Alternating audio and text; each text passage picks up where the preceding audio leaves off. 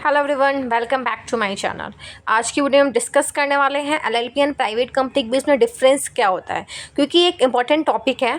अगर हम subjective point of view से देखें तो भी इंपॉर्टेंट होता है एंड कॉर्पोरेट में भी इंपॉर्टेंट होता है। अगर कोई भी पर्सन है, कोई भी क्लाइंट है, वो अगर कंपनी बनाना चाहता है तो सबसे पहले वो सोचता है कि हम एलएलपी बनाएं कि प्राइवेट कंपनी बनाएं। तो ये मेजर एक डिफरेंस आता है कि हम क्या चूज़ करें। वैसे ही आईसीएसआई भी अपने पेपर्स में पूछता ही है कि एलएलपी एंड प्राइवेट कंपनी में डिफरेंस क्या है, प्राइवेट कंपनीज़ की जो रिक्वायरमेंट है, एलएलपी की रिक्वायरमेंट क्या है, कैसे है, सब वो पूछते हैं। इसलिए मैंने सोचा कि आपके साथ एक वीडियो बनाती हूँ और डिस्कस करती हूँ कि एलएलपी एंड प्राइवेट कंपनी में डिफरेंस क्या है। हाँ, चलिए सबसे पहले गवर्निंग लॉ एंड अथॉरिटी। सबसे पहले जो प्राइवेट कंपनी है एंड एलएलपी है, दोनों गवर्न होती हैं एमसीए के ही अंडर। बट जो भी गवर्निंग एक्ट होता है उनका, वो एक कंपनीज एक्ट है एंड एलएलपी का एलएलपीज एक्ट है। तो जो रेगुलेशन होता है, रेगुलेट आरओसी के अंडर ही होती हैं एमसीए के थ्रू। बट जो उनकी जो एक्ट है वो कंपनीज एक्ट है एंड एलएलपीज एक्ट है। दोनों के जो एक्ट है वो डिफरेंट है। इनकॉर्पोरेशन एंड कॉन्स्टिट्यूशंस में एलएलपी में हमें 2 डेजिग्नेटेड पार्टनर लगते हैं, बट जब हम प्राइवेट कंपनी फॉर्म करते हैं तो हमें 2 डायरेक्टर एंड 2 शेयर होल्डर की मिनिमम रिक्वायरमेंट होती ही है। एंड जो प्राइवेट कंपनीज होते हैं उसमें एओए एमओए होते हैं, बट एलएलपीज में एलएलपी एग्रीमेंट होता है जो कि हम फॉर्म करते वक्त बनाते हैं, फिर हम आरओसी से ये साथ एमसी में फाइल करते हैं with in 30 days of incorporation.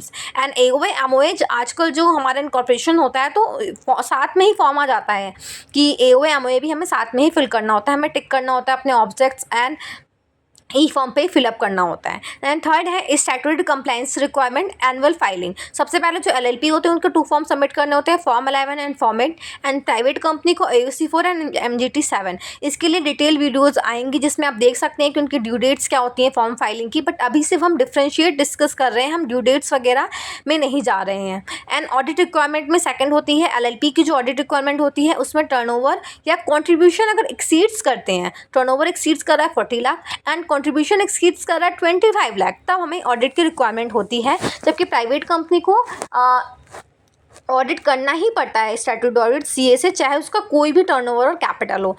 Third, meetings and registers. जो प्राइवेट कंपनीज होते हैं ना, उनको 4 बोर्ड मीटिंग्स करनी होती हैं एनुअली एंड एक एनुअल जनरल मीटिंग करनी होती है हर साल 30 सितंबर के पहले, और उनको रजिस्टर भी मेंटेन करना होता है। पर जो एलएलपीज होती है ना, वो बाउंड नहीं होती हैं मीटिंग्स एंड एजीएम के लिए, और not they are required to maintain such registers. ना ही उनको ये रजिस्टर्स मेंटेन करने की ज़रूरत पड़ती है। टैक्सेशन एंड रिलेटेड कंप्लाइंसेज में जो एलएलपीज होती है उनमें फ्लैट रेट होता है 30% का plus surcharge and not liable for dividend distribution tax. जो कि प्राइवेट कंपनी होती है वो ऑप्ट कर सकती हैं 22% tax rate under the new regime, but dividend are taxes in the hand of share holders. But जो डिविडेंड होता है वो टैक्स होता है शेयर होल्डर के हैंड में। TDS provision, GST compliance, other indirect tax regulatory apply, similarly दोनों को अप्लाई होते हैं उनके नेचर एंड टर्नओवर के बेसिस में। Swift, penalties and enforcement. जो कि अगर कोई नॉन कंप्लायंस करती है प्राइवेट कंपनी तो उसमें जो पेनल्टीज़ होते हैं वो हैवियर होती हैं। बट अगर एलएलपी में हम देखते हैं तो जो एलएलपीज़ होती है ना, उसमें जो भी पेनल्टीज़ होती है ना वो लो होती है, उसमें इतनी हाई पेनल्टीज़ नहीं लगती हैं।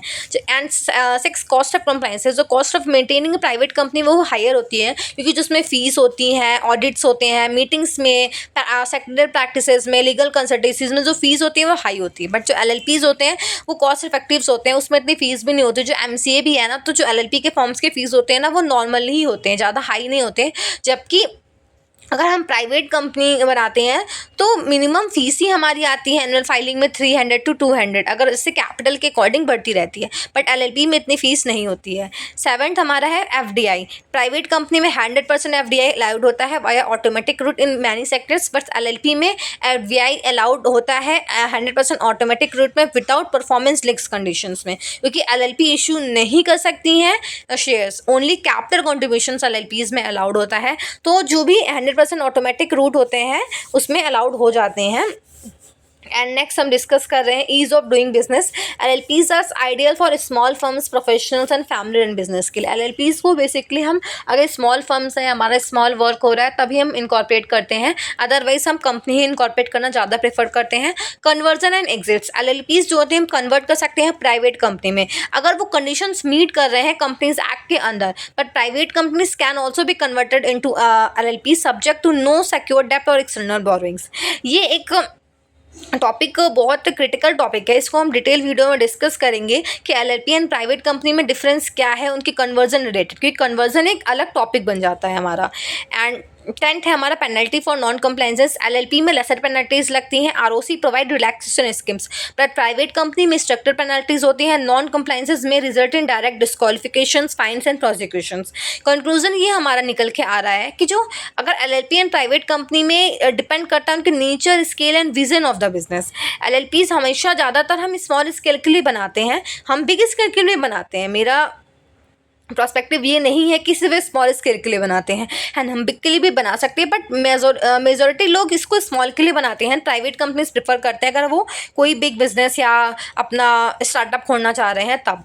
चलिए एक टैबुलर फॉर्म पे भी हम डिस्कशंस कर लेते हैं। आप देख सकते हैं गवर्निंग लॉ एलएलपी है, उसका कंपनीज एक्ट है। रेगुलेटरी अथॉरिटी इसकी एमसीआरओसी, इसकी भी एमसीआरओसी है। इनकॉर्पोरेशन रिक्वायरमेंट में इसमें मिनिमम 2 डेजिग्नेटेड पार्टनर्स लगते हैं, उसमें minimum 2 directors and 2 share holders की रिक्वायरमेंट होती है। तो हम ये डिस्कशंस कर रहे हैं। आप अगर ये आर्टिकल मैंने लिखा हुआ है, आप ये आर्टिकल चेक कर सकते हैं लिंक्डइन में। पंखुड़ी केशरवानी के नेम पे मेरा पेज है लिंक्डइन पे, आप वहाँ पे जाके आर्टिकल चेक कर सकते हैं।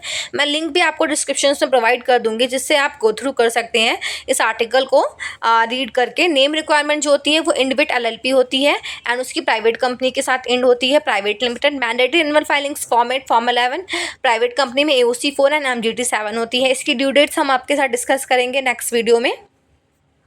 ऑडिट रिक्वायरमेंट्स होती है, ऑडिट मैंडेटरी होती है ओनली इफ अगर टर्नओवर एक्सीड्स कर रहा है 40 लाख एंड कैपिटल एक्सीड कर रही 25 lakh. Audit is mandatory respect of turnover और कैपिटल। ऑडिट मैंडेटरी होती ही है चाहे हमारा कैपिटल और टर्नओवर कितना भी हो। Board meeting not mandatory under LLP act, but board meeting minimum 4 board meeting per year हमारी लगती ही है। AGM एप्लीकेबल नहीं होती है, बट प्राइवेट कंपनी में एवरी ईयर मैंडेटरी है। Maintenance of statute registered not required, मगर प्राइवेट कंपनी में मैंडेटरी होता है। Tax comprises tax rate 30% plus surcharge, tax rate 22% new regime में। कन्वर्जन की पॉसिबिलिटी होती है, इसके लिए मैं एक आपके साथ नेक्स्ट वीडियो में शेयर करूँगी। इसके बाद तो मैं ड्यू डेट का शेयर करूँगी, उसके बाद मैं आपके साथ कन्वर्जन के ऊपर डिटेल वीडियो में डिस्कस करूँगी।